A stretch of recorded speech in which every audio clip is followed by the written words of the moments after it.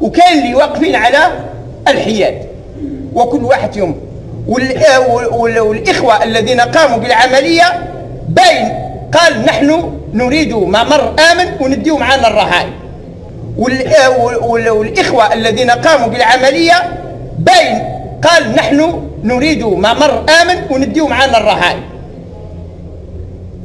والإخوة الذين قاموا بالعملية باين قال نحن نريد ممر آمن ونديو معنا الرهائن، لكن وقع قتلهم في أقل من 24 ساعة. هذه ما تحدث في أي دولة، يعني حتى في الأمريكان، حتى في أي دولة لما يكون هنالك رهائن لازم يكون مفاوضات. حتى في الشريعة الإسلامية، في الشريعة الإسلامية العلماء يقولوا إذا خرجت فئة على ولي الأمر الشرعي، أنا أتكلم عن الولي الشرعي، فلا يجوز له أن يبدأها بقتال.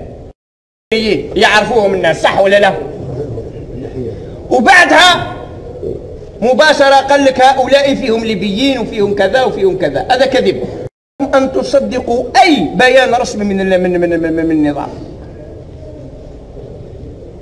ما تصدقوا حتى بيان، لأن الرهائن كاين أنواع، كاين نتاع فرنسا وكاين اللي عاونت فرنسا وكاين اللي واقفين على الحياد، وكل واحد فيهم والإخوة الذين قاموا بالعملية باين قال نحن نريد ممر آمن ونديو معنا الرهائن، لكن وقع قتلهم في أقل من 24 ساعة. هذه ما تحدث في أي دولة، يعني حتى في الأمريكان، حتى في أي دولة لما يكون هنالك رهائن لازم يكون مفاوضات. حتى في الشريعة الإسلامية، في الشريعة